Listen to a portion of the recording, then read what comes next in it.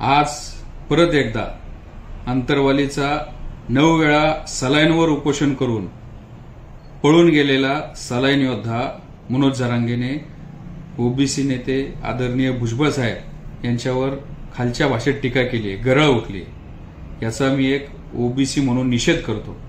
या मनोज जरांगेची विश्वासार्हता राहिली नाही, समाजाने त्याला वाईट टाकलंय। मनोज जरांगेला कोण आता सिरियसली घेत नाही। मग कुठेतरी मीडियाचं अटेन्शन घ्यायचं, मीडियाचं अटेन्शन घेतल्यानंतर मग समाजाचं अटेन्शन घ्यायचं आणि मग दुकानदारी चालवायची, असले धंदे या मनोज जरांगेने याआधी केलेत। आता स्थानिक स्वराज्य संस्थांच्या निवडणुका आल्या आणि हा मनोज जरांगे आता खडबडून जागा झाला। त्याचा बोलवता धनी, त्याचा आका, त्याने आता त्याला कुठले तरी एक टास्क दिलाय आणि त्याला आता कुठेतरी तुकडा टाकलाय आणि मग त्या याच्यामधनं असं काहीतरी बोलायचं, एखाद्या समाजाच्या नेत्याला बोलायचं, मग त्याच्यावर क्रिया प्रतिक्रिया येतात आणि मग कुठेतरी मग स्वतःची दुकानदारी चालवायची। हे असे धंदे या मनोज जरांगेने लोकसभेला पण केलेत, विधानसभेला पण केलेत। ते काही नवीन नाहीत। पण मनोज जरांगे, तू जर भुजबळ साहेबांना म्हणत असशील की पत्ते वाटणाऱ्यांचा मुकादम, तर मी 9 दिवस अंतरवाली सराटीमध्ये उपोषण केलेले। तुझ्या आधीचे काय धंदे आणि काय हे सगळं मला माहिती आहे। त्यामुळं मग तू त्या हातभट्टीच्या गुत्त्यावरचा दारू वाटणारा पंटर असं तुला म्हणलं तर चालेल का? त्यामुळे मनोज जरांगेला जर समाजाने नेता बनवला असेल तर तू वैधानिक मार्गाने, कायदेशीर मार्गाने समाजाला न्याय मिळवून दे। उगीच कुठंतरी प्रत्येक घटनेला, प्रत्येक गोष्टीला जातीचं रंग द्यायचं।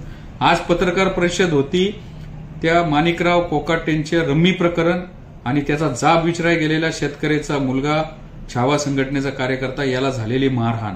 पण ह्या मनोज जरांगेंनी तिथं माणिकराव कोकाटेंबद्दल भ्र शब्द काढला नाही, साधा निषेध केला नाही, राजीनामा मागितला नाही।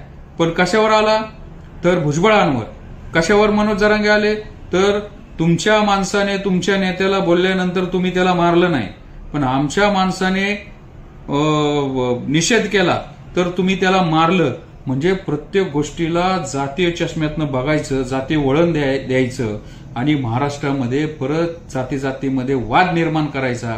जी परिस्थिती ती 1 ते 1.5 वर्षापूर्वी याच मनोज जरांगेमुळे जाळपोळ झाली होती, आता परत तीच परिस्थिती निर्माण करायचा प्रयत्न हा मनोज जरांगे करतोय। आदरणीय मुख्यमंत्री, गृहमंत्री आणि राज्य सरकारने या मनोज जरांगेच्या लवकरात लवकर मुसक्या आवळाव्या, नाहीतर परत महाराष्ट्रामध्ये जातीय दंगला घडवण्याची सुपारी या मनोज जरांगेने घेतलेली दिसते निवडणुकींच्या पार्श्वभूमीवर। तर सरकारने याचा लवकरात लवकर बंदोबस्त करावा। धन्यवाद।